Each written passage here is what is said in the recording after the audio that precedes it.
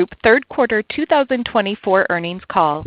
At this time, I would like to inform all participants that your lines have been placed on a listen-only mode until the question and answer session of today's conference. I would now like to turn the call over to Adam Minick. Please go ahead. Good morning. I hope you're all doing well today.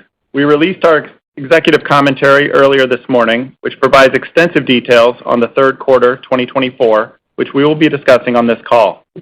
I'll start with the safe harbor language, and then I'll turn it over to Terry. Statements made on this call and in the other reference documents on our website that are not historical facts are forward-looking statements. These statements are not guarantees of future performance. They involve risks, uncertainties, and assumptions that are difficult to predict. Therefore, actual outcomes and results may differ materially from what is expressed or implied in any statement. Detailed information about factors that may affect our performance can be found in the filings with the SEC, which are on our website. Lastly, on the final page of the earnings release, you will see a reconciliation between GAAP and non-GAAP measures. With that, I'll turn the call over to Terry. Thanks, Adam, and thank you all for joining us this morning. I'm going to make a few brief comments about the quarter and the overall environment. Following that, Lynn will provide an overview of our third quarter financial results. In addition to Lynn, we have other members of our management team present to answer questions after the prepared remarks. Our record-breaking performance in the third quarter demonstrated the continued growing need for risk management globally. The third quarter average daily volume of 28.3 million contracts was the highest quarterly ADV in CME Group's history and increased 27% compared to the same period last year. This strong growth was broad-based. We achieved year-over-year growth in both volume and open interest across every asset class for the second consecutive quarter. In aggregate, our financial products volume grew by 28% and our commodity sector volumes grew by 20%. This record volume was aided by the effectiveness of our volume tiers, including the 36% year-over-year growth in our interest rate complex to 14.9 million contracts a day, with all-time record volume levels for both SOFR, futures, and treasuries. We achieved this growth without lowering any fees or introducing any new incentive programs for these products. The lower RPC was driven by increased trading volume, and our focus on tiering allowed our incremental earnings growth, given the operating leverage in our model. Our SOFR complex traded over 5.9 million contracts per day in the quarter and 6.9 million per day in September, all while seeing the customer network broaden with large open interest holders reaching a new record high in September. As you know, we often hear the view that a rising Fed rate environment is best for CME's interest rate volumes. However, over the last year, there have been no Fed rate hikes and one rate cut, and our interest rate complex grew 17% over the prior year, which had 6 rate hikes totaling 2.25%. Opposing views of potential and actual Fed rate changes combined with ongoing levels of issuance and deficit financing should continue to provide tailwinds for interest rate trading. The uncertainty around the U.S. election and geopolitical events around the world also contribute to a growing need for liquid and efficient markets to manage these risks in interest rates and across all of our asset classes. Q3 was also a record quarter for our international business, where average daily volume reached 8.4 million contracts, up 29% versus last year. This was led by a record 6.2 million average daily volume for EMEA, which was up 30%, and 1.9 million contracts per day in APAC, or up 28%. The record international volume was driven by growth in all 6 asset classes in both EMEA and APAC, with the highest volumes coming from interest rates and equity products. In addition to the impressive volume results, we delivered record financial results for the second consecutive quarter. With that short summary, I will now turn the call over to Lynn to review these results in more detail. Thanks, Terry, and thank you all for joining us this morning. CME Group set all-time records for quarterly revenue, net income, and earnings per share in the second quarter this year, and immediately surpassed each of those records this quarter. Starting with the highest ever quarterly revenue at nearly $1.6 billion, up 18% from the third quarter in 2023. Clearing and transaction fee revenue increased 20% on our record quarterly volume. Market data revenue of $178 million increased 6% from the same quarter last year, and other revenue increased 29% to over $109 million. Our strong cost discipline led to adjusted expenses of $489 million for the quarter and $391 million excluding license fees. The resulting operating income of approximately $1.1 billion set a new quarterly record. Our adjusted operating margin of 69.1% was up 260 basis points from 66.5% in the same period last year. CME Group had an adjusted effective tax rate of 22.3%. Terry talked about the strength of our international business. The strong growth coming from outside the U.S. has resulted in a lower effective tax rate. We expect this trend to continue in Q4, and we're lowering our tax rate guidance for the year to a range of 22.5% to 23% as a result. Driven by the strong revenue growth and operating margin levels, we delivered the highest quarterly adjusted net income and earnings per share in our history at $977 million and $2.68 per share respectively, both up 19% from the third quarter last year. This represents an adjusted net income margin for the quarter of 61.7%. Capital expenditures for the third quarter were approximately $30 million, and cash at the end of the period was approximately $2.6 billion. Our continued product innovation, new customer acquisition, and deep liquid markets across the 6 major asset classes has led to a consistent, higher level of demand for our products. CME Group's daily trading volume surpassed 25 million contracts on 55% of the trading days in the first 3 quarters of 2024, versus 35% of the days in the same period of 2023. Also, each of the last 6 months were monthly volume records, helping us deliver our best quarterly financial results in Q2, which were immediately surpassed by new records this quarter. We're very proud of the team for their efforts to provide our clients with the technology and products they need for risk management while driving earnings growth for our shareholders. We'd now like to open the call for your questions. Thank you. At this time, if you would like to ask a question, please ensure that your phone is unmuted, press star 1, and record your name clearly when prompted. If you would need to withdraw your request, you may press star 2. Again, that is star 1 if you'd like to ask a question.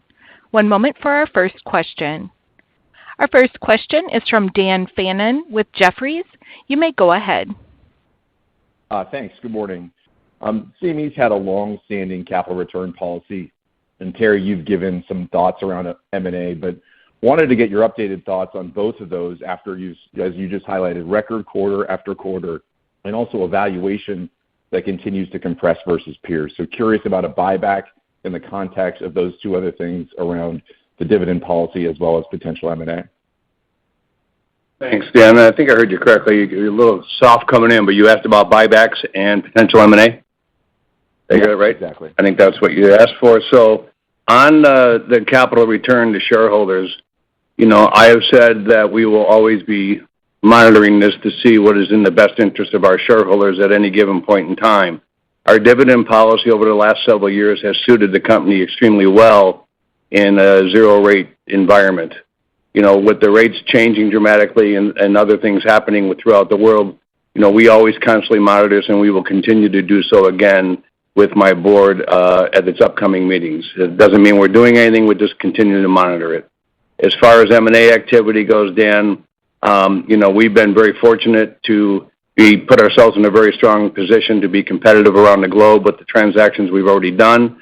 But at the same time, if there's something there that we think makes sense, we're not afraid to take a look at it. But right now, that's all I'll say about M&A.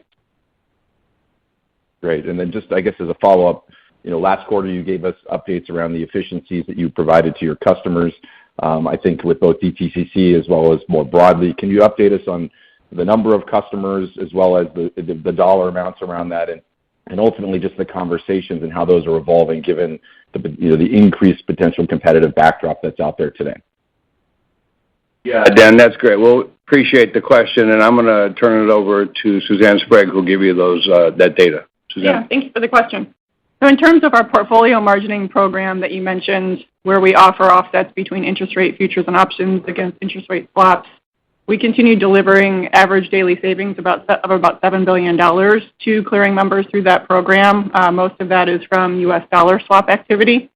And then in the cross-margining program with FIC, we continue increasing the number of participants in that program. We currently have 12 clearing members participating in that program and have achieved upwards of $1 billion in average daily savings for that program as well. So we are still focused on growing both of those programs, and we do continue working with FIC and engaging with the regulators to be able to expand that cross-margining program to customers as well. So our efficiencies, Dan, just to make sure we're perfectly clear, still averages between F&O and portfolio margining close to $20 billion a day. So we just want to make sure that you don't think that's changed one way or another. Understood. Thank you. Thanks, Dan. Thank you. Our next question is from Chris Allen with Citi. You may go ahead. Yeah, morning, everyone. I wanted to ask about new customer acquisition, which you called on the deck for the first time. Any color just in terms of how much impact you're seeing in terms of volumes from new customer acquisition, and where are these new clients coming from? Thanks, Chris. We appreciate the question. I'm going to turn it over to Ms. Winkler to give you some color on that. But I think one of the things that I just want to highlight is really important is the numbers that came from outside of our U.S. with the record volume. It's a big part of some of the new client acquisition that Julie and her team have been able to do globally. But Julie, I'll return it to you. Yeah, thanks for the question, Chris. New client acquisition has certainly been really a core pillar of our commercial model and an area of investment for us over the last few years. We're excited that those efforts are really yielding strong results. And we kind of think about this in two different buckets. One is our retail client base, and one is our institutional client base. We are outpacing our 2023 performance by over 3%. And in the new institutional client growth, we're seeing that up almost 40% this year versus our 3-year average, which is great. So I'd say there's, a couple things behind that. Certainly we've done a lot to build out a new inside sales team, and they're really a dedicated sales team that is focusing on prospecting, lead qualification, and growth around really our medium-sized and high-potential accounts. They're leveraging data, they're doing automation, and this low-touch sales model really is helping us to drive greater efficiency and also scale in that outreach. We have seen a lot of launch of new hedge funds and really the rise of commodity-focused strategies that are also helping create some significant opportunities across our client base. CME Direct continues to attract a record number of new option traders. That was up 30% this quarter. And so, we see that all is really critical to that institutional model, as well as a lot of the new products that I'm sure we'll talk about on the call today, whether it's credit or TBAs. Those are really powerful opportunities for us to reach new clients and bring them into the CME ecosystem. On the retail side, really what we're focused on, less about ADV and more about really how many accounts we're opening and how many new traders we're bringing into CME through our retail channels. In Q3, we welcomed over 176,000 new traders through our retail channels.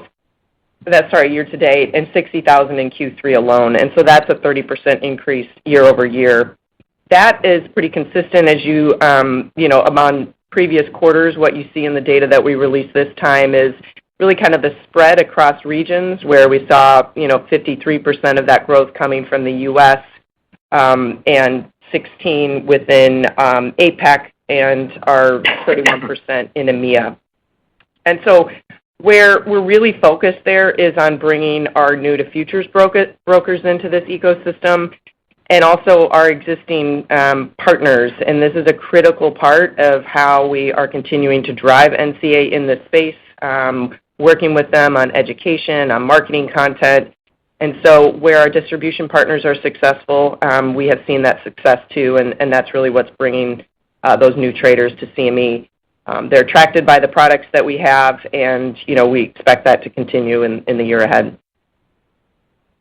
And just a quick follow-up. You noted that plus 500 Webull surpassed expectations, and we obviously Robinhood just launched last week on futures trading. So when we think about Robinhood's account growth, is there any way to frame out how you would expect penetration of, I think it's like 23 million accounts they have right now, and how that may translate into volumes? Yeah, I mean, we're working with, all of those firms. I'd say they have their own internal targets about the account openings.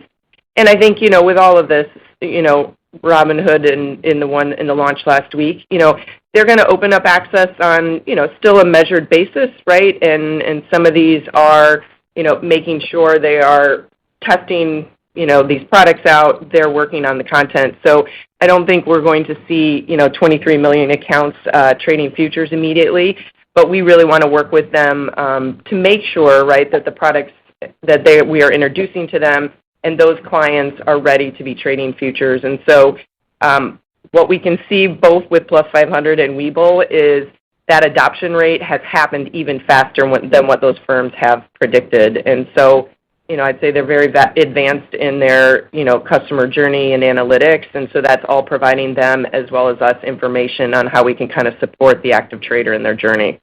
So, Chris, just to maybe add something to that is one of the things we have said historically since I took CME public in 2002, it's very difficult to predict future volume. So when you're looking at new client acquisition and what their behavior may or may not be, it's really difficult to pinpoint what that can transition into. But I do think when you look at the trajectory of our business over the last 20-plus years as being a public company, you can see it's up and to the right, growing by customers, and, of course, the new large open interest holders that I referenced earlier in my comments. Those are all good factors for new client acquisitions. But, again, we can't predict future volumes. Thanks. Goodbye with you. Thanks, Chris. Thank you. Our next question is from Ben Budish with Barclays. You may go ahead. Hi, good morning, and thanks for taking the question. I wanted to kind of follow up there. I know it's hard to predict new volumes, but just thinking about like what retail trading activity may look like, can you just talk about the sort of P&L implications? Presumably we would see lower rate per contract as people are trading more of like the minis and some of the smaller products. But how do you think about what we might sort of be able to expect there? What are the implications from like an RPC and volume perspective? Again, I know it's hard to predict the volumes themselves, but just how should we think about interpreting results as we start to see a bigger contribution from retail? So, Ben, let me make a couple comments here. Like I said, it is very difficult to predict, and every constituency that we have here is completely different. So when I talked earlier in my comments about the tiered pricing, how that incremental volume drops to the bottom line is a good thing, and that does take the RPC down a little bit with those higher tiers. That's still a good thing for us because of the increased volume. So when you're talking about retail in general, you don't automatically have to assume it's going to be a lower rate per contract because we changed the pricing on some of our products, as you may or may not recall. We didn't price them based off of a notional value in pricing them. So when we did the micro or the mini Bitcoin contract, we didn't take the notional value and decide that's how the price should look. We priced it on the constituency of the client base and what they're getting for their value added that they are receiving from CME Group. So we look at pricing in through many different lenses, and it doesn't have to be just the retail client constituency or the size of the contract or the institutional or the size of the contract. So I think it's really important that we continue to strike that balance with our client base to build a business. But it's hard to say that it'll be a lower rate per contract. It's hard to say it'll be a higher rate per contract. So again, I think it all depends on the constituency that we are attracting. And this new retail business, I have said it a million times over the last year or two, I think this is going to become more and more blurred as we move forward with other institutional type trading, and it's going to be in a very exciting time with the proliferation of artificial intelligence, other technologies, the accessibility into marketplaces, what retail can do. But again, it's really hard to predict what that's going to return to in revenues. Lynn? Yeah, I would just add, our focus, Ben, is not on growth in RPC. Our focus is on growth in revenue and growth in earnings. So if it's new client acquisition of any type, we're focusing on how we drive that top and bottom line, and we're not focused on that RPC line in particular. It's really the overall picture and growth level. So, Ben, I guess I'd like to tell you that we have a special formula, but we don't. And I don't think you would want us to have a special formula because everybody's different as the market continues to grow. So it's exciting for us. And again, I think the one thing I can truly point to is the pricing change for micros that we did not do based on a notional basis. and that's the trajectory we're going as we look at the constituency. Got it. That makes a lot of sense. Maybe one follow-up, just something kind of a little bit more nitpicky, but just curious, the licensing fees picked up this quarter. I know you kind of exclude those from your core OpEx guidance for the year, but just any color on what we should expect from that line item, the sort of the drivers of the sequential step up and how we should think about what that looks like, over the next couple of quarters. Lynn? Yeah, so we did see a step up in licensing fees, not surprising given the high volume levels and the growth there. As you know, a good portion of that, the majority comes from our equity complex, which had nice growth, 9% up quarter-over-quarter and 17% year-over-year. The other item that you're seeing this quarter is we do have some existing OTC clearing programs that have been in place for a number of years. Given the strong growth in that business over the last year, it has an off-cycle measurement period, so the impact of that was seen in Q3. I would note, because we did get a couple of questions this morning, there were no new license fee-related programs in our SOFR or Treasury complex. Those two main items are going to be the overall growth in the business and those programs related to OTC clearing, which again have been in place for many years. Mike, if you had anything to add on the OTC side? Yeah, just one thing to add on. Overall futures and options growth continues to bolster our OTC IRS business. We saw double-digit volume growth year over year in both LATAM and U.S. dollar swap activity. I think the important figure to highlight, which Suzanne mentioned already today, is that out of the $7 to $8 billion in portfolio margin savings that we see in the overall the overall swap complex, over 90% of that is in U.S. dollar swaps.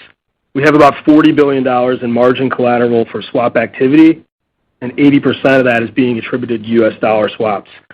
So we've had some considerable buy-side clients and bank clients put true risk with the CME and U.S. dollar swaps, hence the over $7 billion a day in portfolio margin savings. I also think it's important to highlight that other CCPs have highlighted their margin and collateral levels. It's important to keep in mind that all of the collateral at other CCPs is not specific to swaps and currencies that would enjoy any material margin savings for SOFR and Treasury products. Some of those swaps are related to Swiss yen, Canada, sterling, and euro. And for those of you who are wondering who the hell that was, that's Mike Dennis. He's the new head of our rates franchise. So thank you, Mike. Thanks, Terry. All right, guys. Well, thank you so much for the response. Appreciate it. Thanks, Ben. Thank you. The next question is from Ken Worthington with J.P. Morgan. You may go ahead. Hi, good morning. Wanted to ask about the digital business. Can you talk about the launch of Bitcoin and Ethereum ETFs and the impact that they've had on your futures business? They would appear to have helped a good amount. And as you think about the opportunity to further grow the digital platform, the perpetual market still seems to be quite a bit bigger than the calendar market. Does the perpetual market present an opportunity for further growth at CME? Tim? Great. Thanks, Terry, and thanks for the question. Certainly the development of the ETFs, both in a spot-based and futures-based ETF structure for Bitcoin and Ether, have not only developed the ecosystem further for those products, but also provided an opportunity for the futures complex to grow at CME. Like we see in a lot of asset classes, futures are at the center of these highly related, interrelated ecosystems. And when we see the volumes in our crypto complex, the futures ADV was up almost 285% to a record 102,000 contracts. And when we look at the micros, they're up even more, up with Bitcoin up 470% and micro Ether up 641% respectively.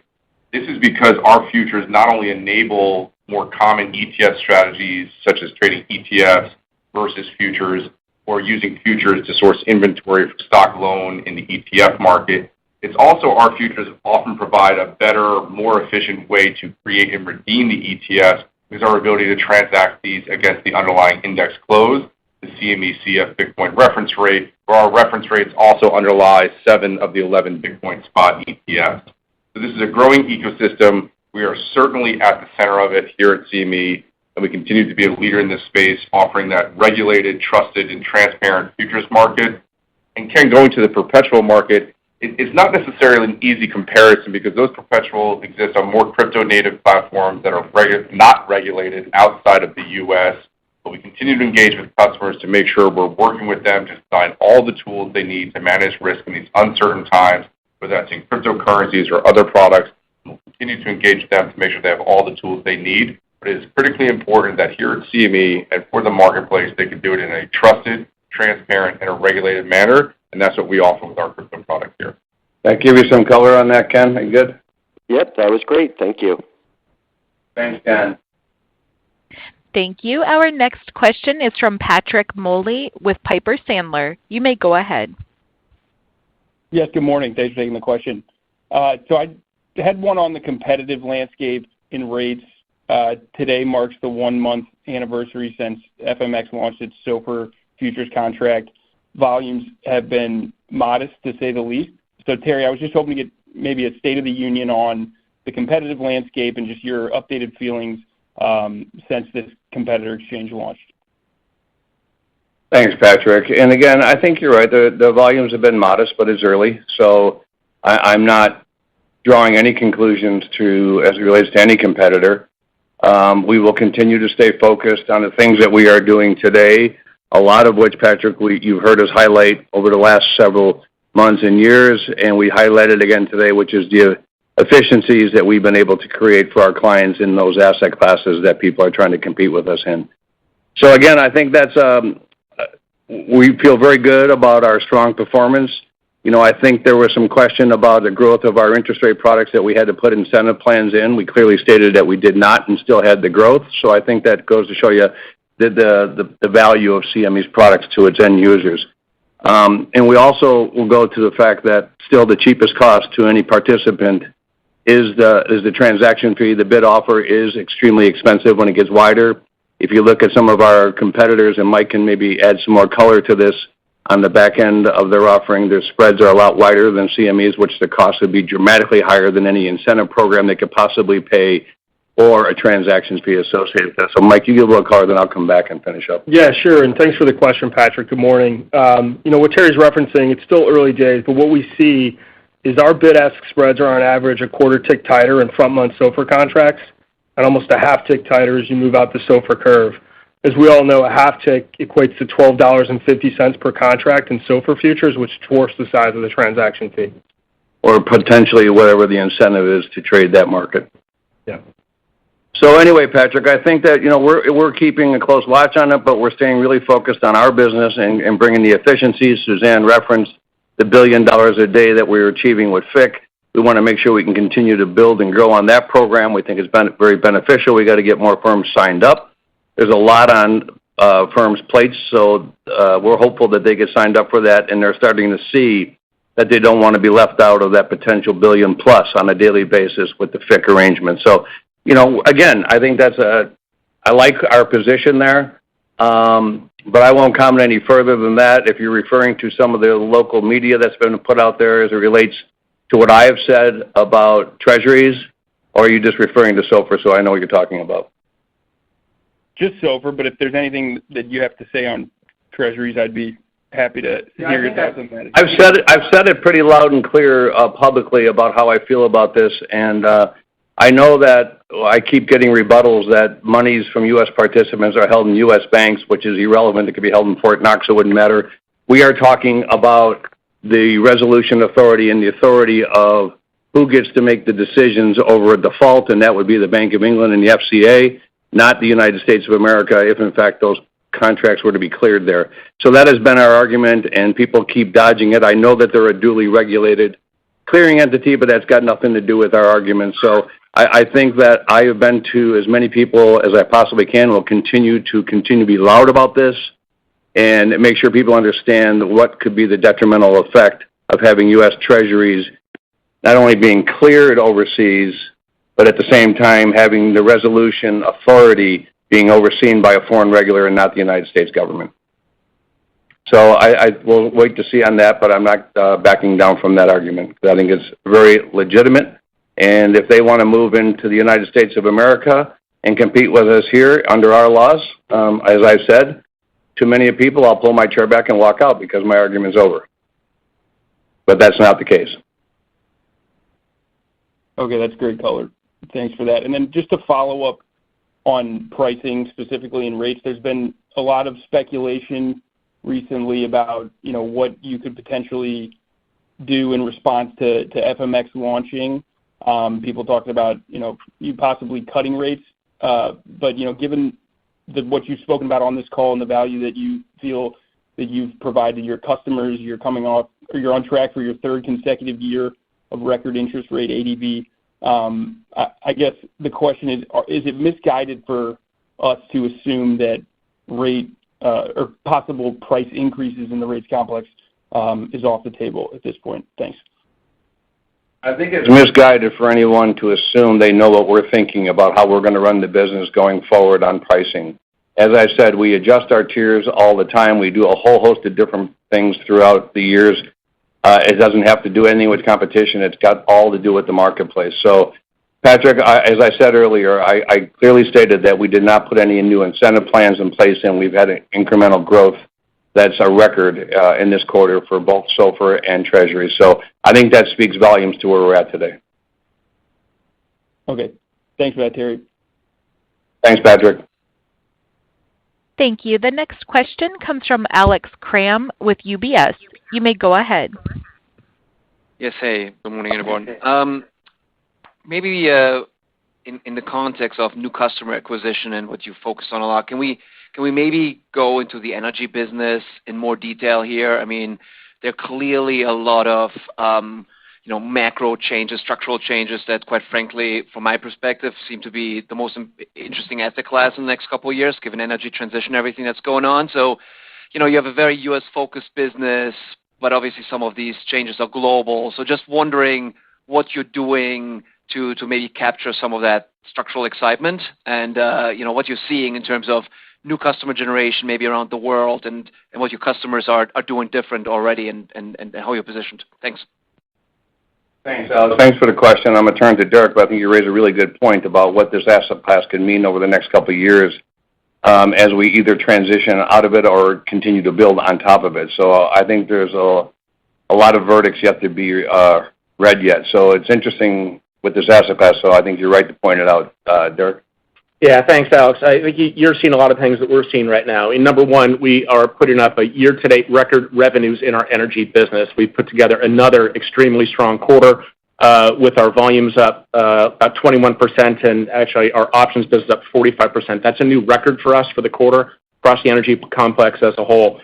You asked a great question. We spent a lot of time digging into where the business growth is coming from, and I'll provide some color as I have on previous calls.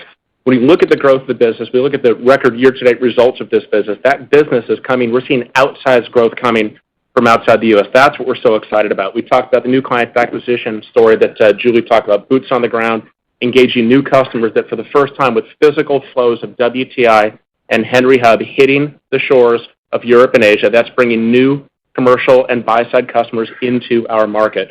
When we look at the numbers that underlie that, you look at our buy-side businesses up 26% this year, our commercial customer business up 16% this year, our bank business up 13% this year. When you look at where the growth is coming from a geographical point of view, our European business this year is up 37%, our LATAM business up 30%.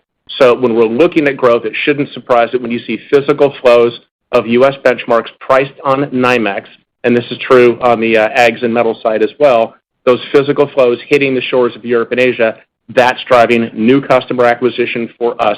They're not necessarily new customers to the energy complex, but they're customers that recently had only traded European or Asian products. They are now adding our global benchmark, so that is the import risk they're facing right now.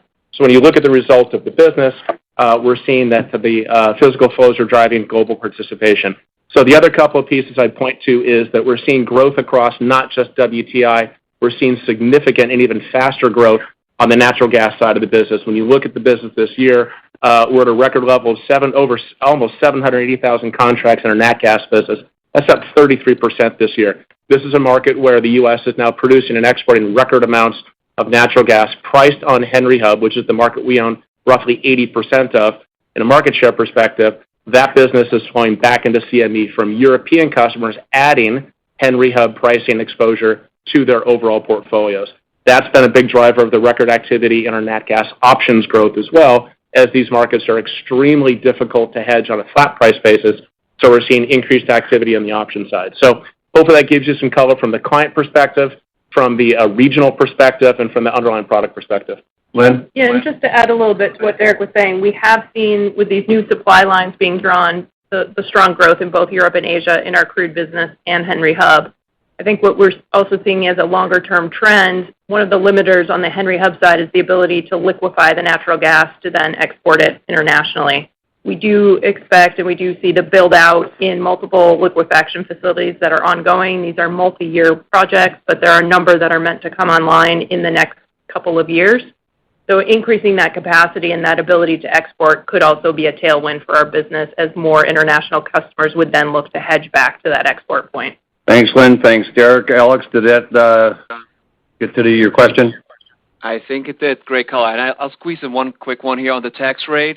Go ahead. Clearly, you're suggesting the international growth is really helping that one. I mean, that's been really a multi-year trend. So if we continue this for 2025, do you think this around 23% is a better tax rate to use? Is that in your plans? I'm assuming you're referring to energy, Alex, again on this international? Tax rate. Sorry, tax rate. Oh, the tax rate. I'm sorry. Yeah. I thought you said, sorry, we have a bad connection here. It's hard to hear. Yeah, so Alex, we did lower it based on the outsized growth that we are seeing internationally. You know, certainly we will provide tax guidance as part of our outlook and guidance for the coming years.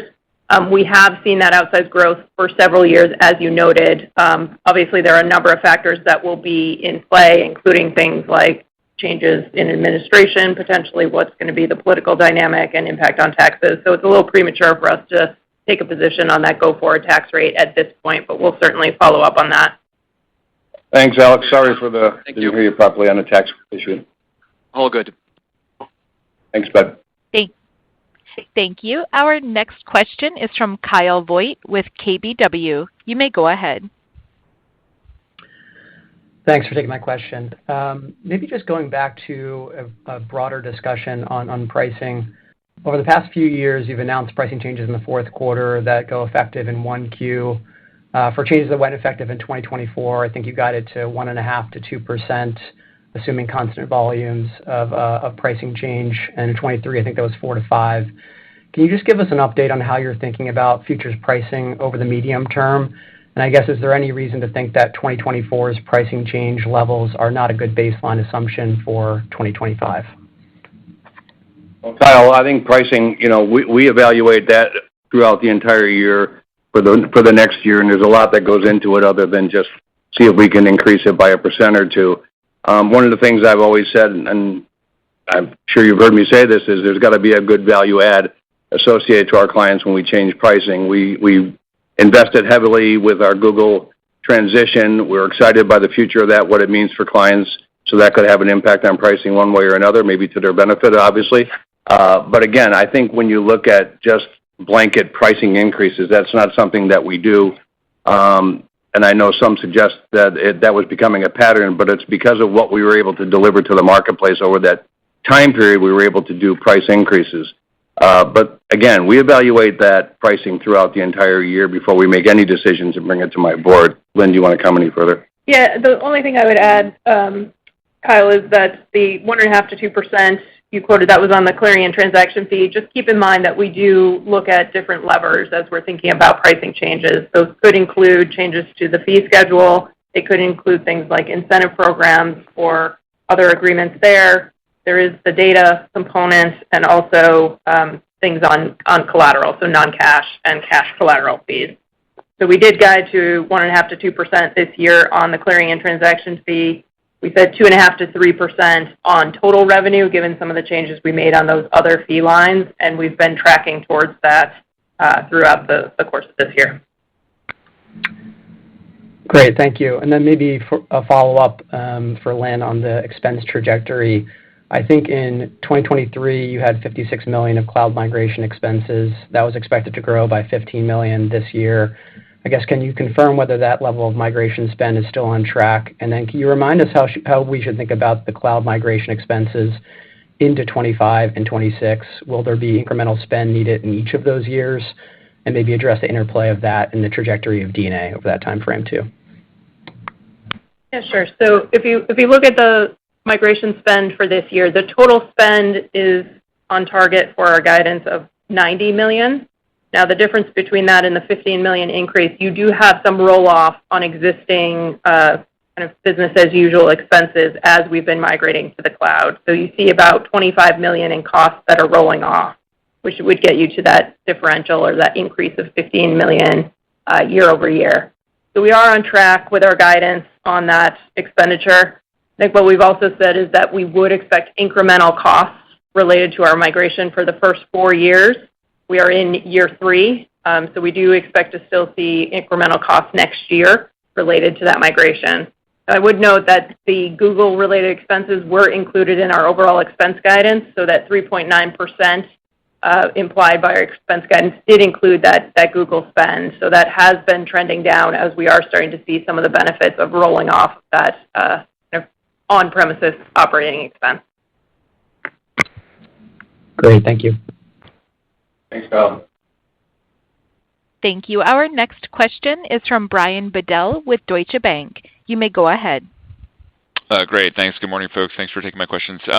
Maybe just one quick one on back to the competitor on SOFR. And Terry, thanks very much for the commentary there. Very good and very detailed. On the pricing of the SOFR contracts and tiering, is that something you could use in the future? I mean, compared of obviously with the tick size and the wideness of the bid-ask spread dwarfing that, it would seem like you wouldn't need to do that. But is that something that you could do in the future in terms of pricing to certain members or using any incentives on that? Should the market share increase from the competitor? Yeah, Brian, appreciate the question. And as you can imagine, I'm not going to comment on that because there's so many different levers that we have here to bring value to our clients, as I continue to say. And I'm not going to predetermine what I should or should not do on this call right now. We do a lot of theoretical game planning here at my team, and we look at certain things on pricing. We look at certain things on value add. But as I said, we did not put any incentives in for the last, and we had a record quarter. So we're pretty pleased with the way the market has anticipated our offering to date. So, it'd be foolish of me to try to suggest that we would do anything different at this moment. Yep, totally clear. And then maybe just Lynn, could you review the collateral balances and the rates paid for the quarter, and then I guess exiting September, given we had the rate cut in the month? Sure. So in Q3, our average cash balances were $72 billion, which was similar to the $73 billion we saw in the prior quarter. Our rate we earned on that remained consistent at 36 basis points. On the non-cash collateral side, we saw a slight increase to $165 billion for the quarter versus $161 billion last quarter, and we continue to earn 10 basis points on that non-cash collateral. So far in October, we've seen slight increases in both of those elements. The U.S. cash balances are averaging $73 billion in months to date, and the non-cash collateral is averaging $173 billion.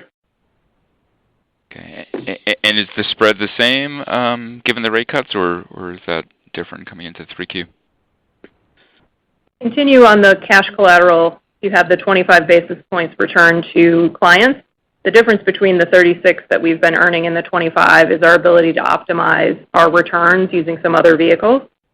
So that did not change during the quarter. If rates continue to decrease, an ability to get those outsized returns might be pressured, but the overall rate that we're paying has not changed, and it's been at that same 25 basis points for quite a few rate hikes. Yeah, it's been since the IORB rate was at 1.65%. Got it. Okay, so I'm sorry. So the spread is still 36 basis points. Is that right? The spread is still 25. We're earning more because we're able to optimize those returns. Oh, yes, I see what you're saying. Yep. Okay, got it. Yep. Thank you. Thanks, Brian. Anything else? Good? Yep, totally good. Thank you so much for all the answers. Thanks, Brian. Appreciate it. Thank you. Our next question is from Craig Siegenthaler with Bank of America. You may go ahead. Thank you. Good morning, everyone. Most of my questions were asked, but I wanted to try to ask them in a different way, so apologize if any repetition. But first one, we have a follow-up on Robinhood's future and index options launched this quarter. I was curious, which products do you expect to see the largest uptick in demand? You know, we're thinking SPY, WTI. And also, how do you think SPY will compete against its core competition, including SPX, given its tax efficiency? And we are curious what insight Webull's launch was able to inform you on this, just given Robinhood's differentiated clientele. All right. Thanks, Craig. Appreciate the question. On the Robinhood and the product, I'll let Julie take that. On this SPX versus the SPUs, I'm going to let Tim talk about that in a moment. So, Julie, why don't you start? Yeah, thanks for the question, Craig. You know, what we have typically seen in new retail clients coming to trade CME products is the first entry point is within our micro equity suite. You know, these active traders are often using this to hedge existing, stock portfolios. They have typical experience trading cash and cash equity options. And so this is a natural overlay to move into the derivative space in equities first. What we have seen is, as you mentioned, the diversification that we then are quickly able to follow up on is an important part of our product suite for retail, where we are able to then work with our distribution partners to offer them things like WTI and energy, as well as, our metals complex has continued to see a lot of growth too with our micro gold. So I'll turn things over to Tim to talk through a little bit of the competition side of things. Great. Thanks, Craig, and appreciate the question. When looking at the S&P 500 ecosystem, it's important to note that these are highly interrelated. But just to clarify that when we look at the futures and options on futures products at CME Group, they are also efficient from the tax perspective. They are also a Section 1256 contract that enjoys the blended 60/40 capital gains tax. That is an index-based determination. That is something that we enjoy. Other index products are also able to provide that ETFs are not. And when we look at the way that our contracts will be not only distributed through Robinhood, but all of our partners, it continues to be an important tool for traders to manage their risk, to access that market. And when we look at how we're doing against ETFs, I'm excited by the fact that more retail distribution partners are coming online, because even if we look at Q3, we've had very strong performance in terms of our futures versus ETFs as a product choice. And when we're looking at that, we're at the highest multiple in my 11 years here at CME tracking it, with our S&P 500 futures at CME Group are out trading the associated S&P ETFs by a factor of 15 to 1 for the third quarter. So optimistic about what even more distribution platforms offering our products alongside the cash markets and ETFs. We think it'll be a great opportunity for the market to take not only advantage of the tax efficiencies, but all the capital efficiencies we offer here at CME Group. Thank you. Good, Craig. No, that was great. Very comprehensive. Thank you. Just for my follow-up, we have a question on event contracts. So a large online broker launched a political election and weather contract platform recently. It's been getting a lot of media attention, as I'm sure you're aware, given the upcoming U.S. election. And this is an example of a broker offering contracts, so some vertical integration. I'm wondering if there's an opportunity for CME to play a bigger role in this business, and if you think there is a large TAM for event and political election contracts in the United States. So, Craig, thanks for the question, and I will start and then let Tim go ahead and make a comment or two as well as it relates to that. So that we've been asked, I don't know if your question is being asked in a different way, are we going to list political event contracts? And the answer is at this moment in time, no, but we never forego any opportunity that we might see in the future. But at this given moment in time, we do not see that as an avenue that CME wants to partake in. I don't see that too dissimilar, though, to Bitcoin. We did not participate in that for many, many years until we thought it was mature enough for us to list it and make sure that the product was not readily manipulable under the core principles of the CFTC. I'm not suggesting that the product that's being listed today is, but we need to know more about it and watch some cycles before we decide to jump into something like that. So I don't know if your question was, are we going to get into that or not? So I want to make sure that was perfectly clear that at this moment in time, no, but we never forego potential opportunities if we think that they're right. But timing is always everything for me and my team, so we'll see how that works out. On the other part, I'll let Tim address. Sure. Thanks, Terry. I think the one thing I would say with respect to our offering of event contracts here at CME Group is it's important for us to offer those products to the market in a way that leverage the other futures contracts that we have at CME. So our approach to event contracts are they have a underlying associated future that also trades at CME Group, which is a key part to our product offering.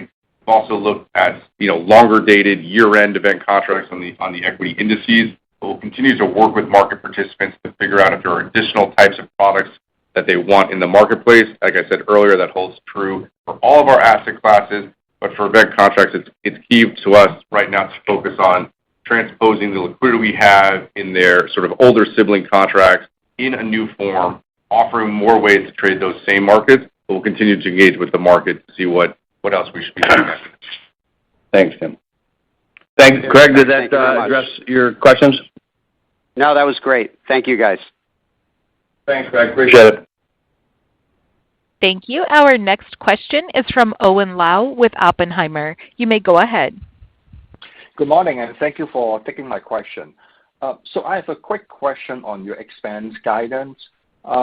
If I look at the first 3 quarters of last year, your comp ratio was about 14% on average. This year, for the first 3 quarters, your comp ratio, it's only about 13.1% based on my math. But your revenue this year, it's much stronger than last year. So is there any change on your full year comp expense this year versus last year? And should we expect a big true-up of your incentive comp in the fourth quarter? Thanks. Thanks, Owen. Lynn? Yeah, so, Owen, we do have true-ups for our incentive comp throughout the year as we look at incentive-based or performance-based compensation. That will flow through in the various quarters. So I would say what you're seeing is some of the operating leverage in our business. So to drive that revenue, it's not a direct relation to us adding additional headcount. So I think you're just seeing the benefits of that model rolling through this year. So we should expect like a bigger true-up in the fourth quarter. Is that what we should think about from a modern perspective? No. So the true-up happens over the course of the year. So if there is any outperformance or underperformance, you will see that in each of the respective quarters. So it's not a large true-up on incentive comp in the fourth quarter. And our expectations on compensation are built into our expense guidance for the year. Okay. So, and I think what Lynn is saying, if we're growing revenue with the same amount of people that we have in place with the same cost expense that we have because of the operating leverage model that we have. So that's why the math is off on yours to our favor. All right, got it. That's it for me. Thanks a lot. Thanks, Owen. Thank you. The next question is from Mike Cyprys with Morgan Stanley. You may go ahead. Hi, good morning. Thanks for taking the question. Maybe one for you, Terry, just coming back to your earlier comments on Treasury futures clearing abroad. Just curious, in your conversations with regulators, what level of receptivity are you hearing to your arguments that Treasury futures should not be cleared abroad, and what actions might we see, if any, taken? And then if a competitor were to set up a U.S. clearinghouse to clear Treasury futures here in the U.S., what would be the scope for them to sort of access netting benefits from a related clearinghouse in London? That's a great question, Mike. I mean, one of the things that I am going and talking to about Treasury futures clearing is, and I'm getting some traction on, is I don't think people realize the size of the derivatives market that it is today, which is 13% larger than the cash market on an annual basis of notional trade. So you have a new law on cash Treasury clearing with the exclusivity of that particular law on cash Treasuries being cleared under the guidance of and regulation of the SEC, not any joint guidance. I think people start to realize that these products, Treasury futures, Treasury cash, potentially ETFs, are a huge part of the ecosystem that make that market work. So I think people are realizing that now. Again, I don't think people realize the size of the derivatives market and the importance of it. I think everybody understands. So I think people are starting to take notice of it. I cannot predict what the outcome is going to be one way or another, but I will tell you that there's been inquiries coming from the Hill to the regulators. I know there's been responses from the regulator back to the Hill that they're taking this very seriously, and they are trying to analyze what it means for a cross-border clearinghouse to be clearing foreign sovereign debt and futures, and how does that work as it relates to potentially the MOUs that they have today, which have been amended, which nobody's talking about either. As you may or may not know, the Bank of England changed their bankruptcy laws, and they no longer have, U.S. participants no longer have protection under the bankruptcy laws of the UK. The UK is now, the Bank of England is the default for all bankruptcies as related to systemically important institutions, and that is different from what was in the original MOU with the CFTC when they became registered in both U.S. and the UK. So I think there's a lot of changes, so people are understanding that. We're explaining that to them, the importance of it, and what does it mean if they were to come open up a clearinghouse in the U.S. as the second part of your question, I believe. And they did have that. London LCH under LSE had a U.S. clearing entity, which is now dormant. I don't believe it's up and running at all for any products. And if, in fact, they decided to reconstitute that clearinghouse here in the U.S., the offsets would not be what they suspect they would be in London. So they would lose the offsets against the portfolio. So I guess I would have to ask what's the benefit of them doing it and the cost associated for the London clearinghouse to reconstitute that clearinghouse in the United States to do so. So I'll turn it to my colleague, Suzanne Sprague, to clean up anything that I said improperly. Yeah, just to the second part of your question on the ability to achieve the offsets between clearinghouses in different geographies. It's hard to speculate on how the regulators would look at that today, but our own experience in the past has shown that it is very expensive to do so. The regulators had basically required the clearinghouses to hold capital in the amount equal to the margin savings you give your participants. So the clearinghouses basically still have to be fully capitalized in each jurisdiction to recognize the benefit of the margin offsets that you give to customers. And the reason for that really has been, back to Terry's point, on the resolution regime, given that the domestic regulator would be the one overseeing the resolution of each clearinghouse. The domestic regulators have wanted to be fully capitalized, even in spite of any margin efficiencies that you're able to give between clearinghouses. So we hadn't been able to get over that hurdle in the past. I would anticipate that would hold true in the future as well. Super. Thank you for the comprehensive answer there. And just to follow up, if I could, on interest rate swap clearing, I thought I heard reference to a $40 billion margin of swap collateral. Just curious how much of that was on the U.S. interest rate side, and maybe you could just elaborate a bit on what sort of growth you're seeing across your interest rate swap clearing business, how much that's contributing overall today. Seems like this could be a growth opportunity for you given the larger clearinghouse overseas. What steps might be able to take to convince customers to move their swap clearing business over to you? How might you increase that appeal and reduce some frictions and make it more seamless for customers to move more activity over?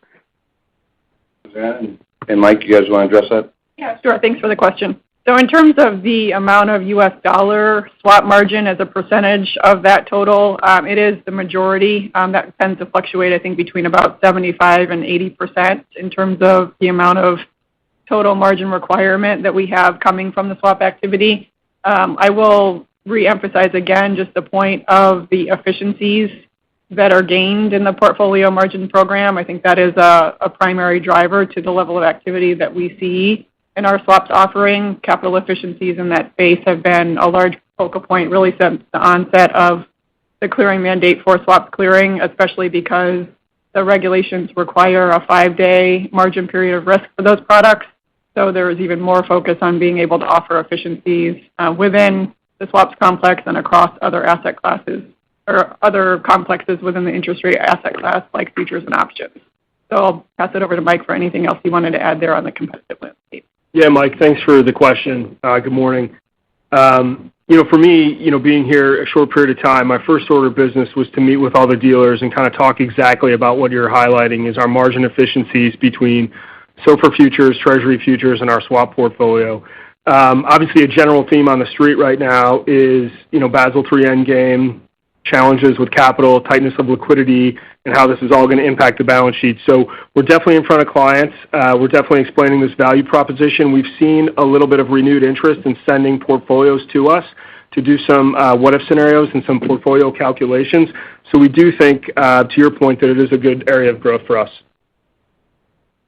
Great. Thank you. Thanks, Mike. Thank you. Our next question is from Bill Katz with TD Cowen. You may go ahead.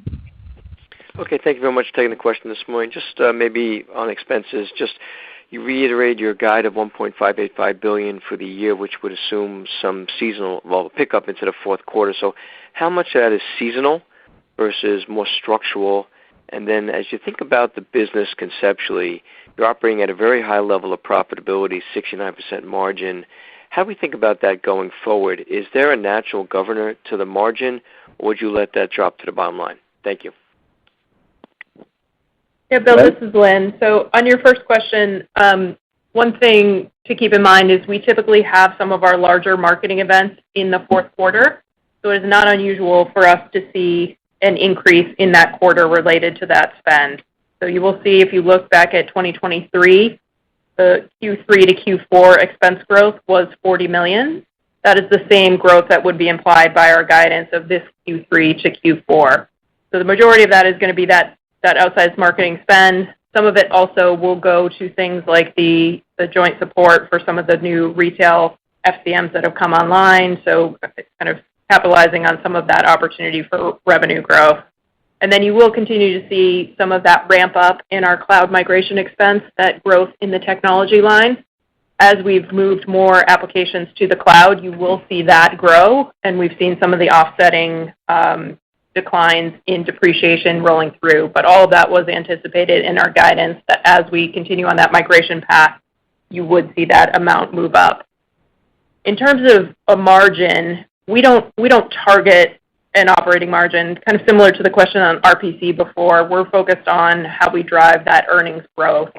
If there are opportunities for us to invest in new opportunities or new growth initiatives, we certainly are going to do that, not focusing instead on what our target operating margin would be. We're focusing on driving growth. So, obviously we have enjoyed very nice margins, and it relates to the ability of us to return a lot of cash to our shareholders. But that is, that's part of the beauty of our model and the cash generative nature of the business, but it's not something where we have a specific target in mind for a margin level. Okay, thank you. Just as a quick follow-up, just going back to the rise of the retail opportunity broadly, given that sort of an ongoing opportunity, how do you think about for those clients that may be on the platform already, let's say a year or so, or just whatever the appropriate seasoning point would be, what kind of uplift do you tend to see in terms of that volume growth? And is there any way to sort of think about what that is as a percentage of your total ADV? Thank you. Thanks, Bill. I'll let Julie touch a little bit on the retail growth, and I think you did a lot of it already, but maybe you can just add a little bit more, Bill. Yeah, I mean, as Terry mentioned earlier, difficult to kind of predict revenue. And again, you've got to remember, across our distribution partners, they also have slightly different businesses, right? So we have some of our distribution partners that are futures-only firms. We have others that have a broad product portfolio and are initially coming to us as existing CFD providers. For example, some of these distribution partners that we're working with in Europe, as well as just the account size that each of these different players are targeting as well. And so it's difficult to kind of give a more sweeping or generalized view into what that ADV growth can be, which is really why we're highly focused on bringing net new traders into the marketplace, as well as our education and our content opportunities across that. So, we work with each of these distribution partners. We have well over 100 of them around the globe. and really try to fine-tune with each of them, what content is most appealing to them, and also what else we can be doing in terms of hosting joint events with them, both online and in person. This still continues to be a great way of how we see acceleration of their revenue growth, is to help educate them and bring in other people that are third-party influencers that also just talk about what some of their trading strategies are in the space. So it is really, I'd say, a multifaceted approach in order to bring volume. And clearly, right, when I spoke earlier about, their initial interest in equity, they're going to trade what also is moving, right? And so, we often are making sure that we are working with our partners to provide product information to those contracts that are, at that point in time seeing higher volatility. And that's where, again, our diverse product portfolio really plays into that, where if equity vol is down, we can very much switch to talking to them about WTI and micro gold, which is really what we saw with, micro volume up, right, 35% year on year already. So this is part of really our strong offering and, continuing to look at some other new product opportunities in the retail space with our partners for next year, too. So we're excited about that. Thanks, Joel. Thanks, Bill. And just to add to what Julie said, the beauty of this quarter, again, as in the last one, all 6 of our asset classes were up. It wasn't just one that was moving. All 6 were up at the same time, which is really amazing for us. So thanks for your question, Bill. Thank you all. Thank you. And that was our last question. I'll now turn the call back over to management for any closing remarks. We thank you all for joining us this morning. Appreciate it very much. Look forward to communicating with you throughout the quarter and talking to you again next quarter. So thank you all. Be safe. Thank you. That does conclude today's conference. Thank you all for participating. You may disconnect at this time.